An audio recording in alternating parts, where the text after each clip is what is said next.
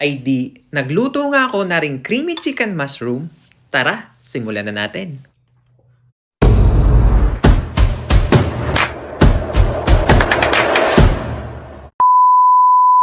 Ay ano ga mga tropa, kamusta ga kayo? Ako si Auntie, breadwinner at 8 taon ng caregiver dito sa bansang Israel.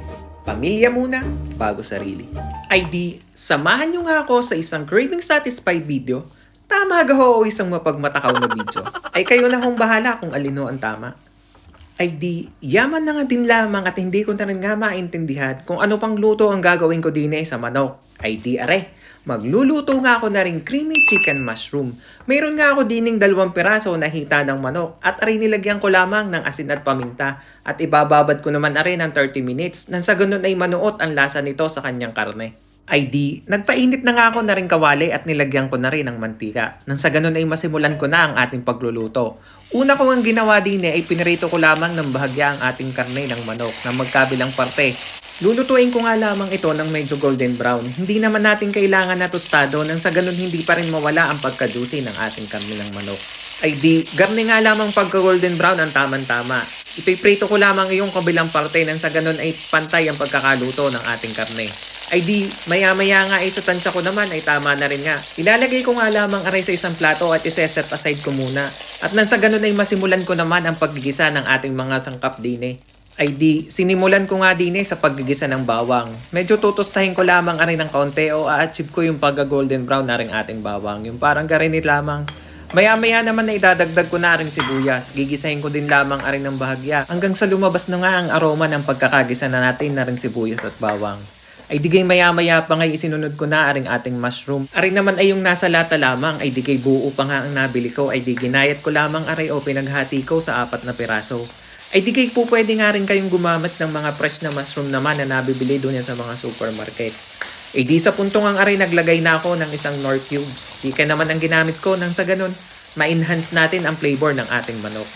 Ay di sa puntong ang aray nilagay ko na ang ating napritong manok at aray hahayaan ko lamang na mag-isa arine ng kaunti.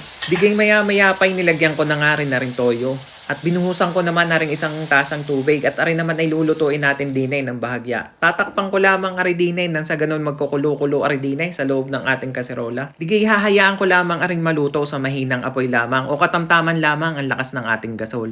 Babalik ta rin ko lamang aray ng papagayon at papagarnay ng kaunti nang sa ganun ay pantay o banayad ang pagkakaluto ng ating karne. Ay tunay na kapag ka nga nabigla ang pagkakaluto ng ating karne ay baka naman paggayat natin o pagkuha ay di kayo may dugo-dugo pa ay tunay na hindi ho yun aare. Kaya nga kailangan ay di nasa medium heat laang ang ating apoy nang sa ganun ay maganda ang pagkakaluto ng ating manok na are. Ay di sa puntong ang are ay di lalagyan ko na ring cream of mushroom. Ay di sa totoo nga lang ay po pwede ho kayong gumamit din ng all-purpose cream.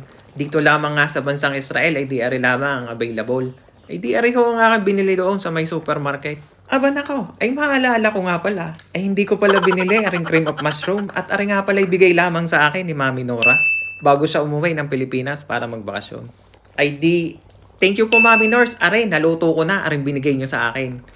Ay di kung makikita nyo ay naglagay din ako ng butter. Yun naman ay option na lamang kung mayroon kayo. Ay di po pwede nyong lagyan. Ay kung wala naman ay di hindi na. Ay di titimusan ko nga lamang aray ng kaunti nang sa ganun ma-adjust natin ang lasa kung aribagay maalat o matabang pa.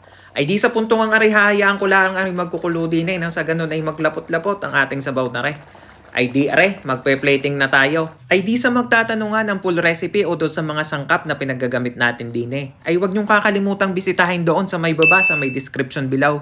Nandun lahat ang mga sangkap na pinagagamit natin dito. Ay di i-garnish ko nga lamang are ng onion leaves nang sa ganun ay maganda-ganda naman tingnan.